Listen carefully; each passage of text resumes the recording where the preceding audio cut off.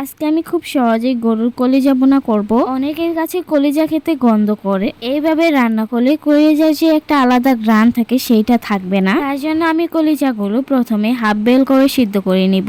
Fry প্যানে আমি আগে থেকে পানি দিয়ে হালকা গরম করে নিছি। এবার কলিজাগুলো এখানে দিয়ে অল্প সময় সিদ্ধ করে নিব।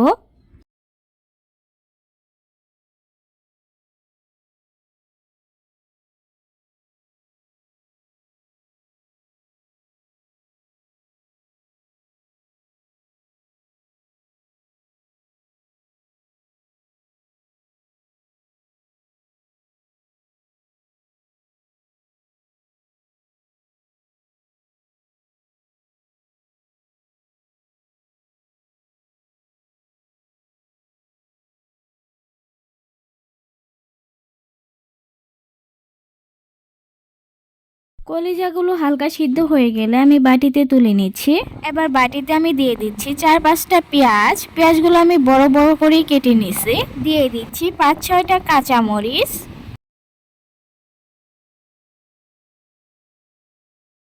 মশলা আমি আগে থেকে রেডি করে রাখছি। নিয়ে নিয়েছি পেঁয়াজ, রসুন, আদা বাটা, জিরা বাটা, জিরা গুঁড়া, দারচিনি গুঁড়া, এলাচ গুঁড়া, লবণ, সাথে নিয়েছি একটা তেজপাতা। এবার আমি ফ্রাই প্যানে পর্যাপ্ত পরিমাণে তেল দিয়ে দিলাম। দিয়ে দিচ্ছি পেঁয়াজ কুচি।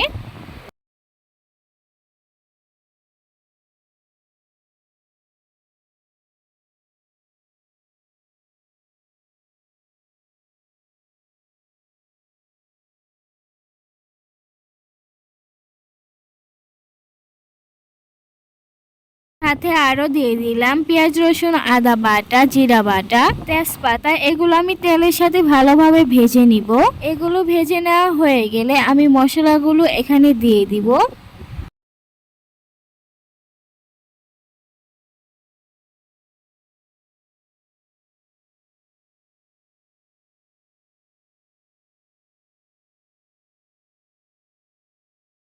মশলাগুলো আমি কিছুক্ষণ কষিয়ে নিব। মশলা কষানো হয়ে গেলে আমি কলিজাগুলো এখানে দিয়ে ভালোভাবে নাড়াচাড়া করে নিব। নাড়াচাড়া করে দেওয়ার পর ঢাকনা দিয়ে ঢেকে দিব। এগুলো কষানো হয়ে গেলে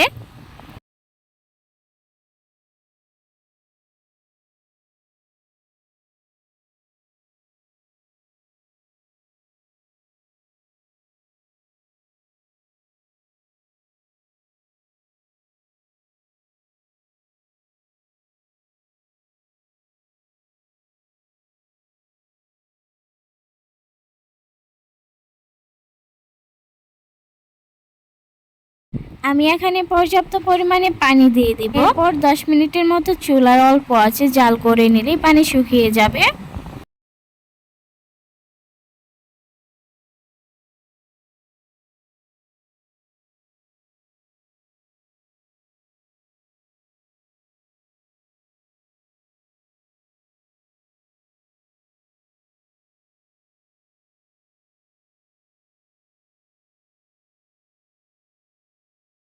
আমি এইরকম ঝোল রাখবো কলিজা ভুনাতে।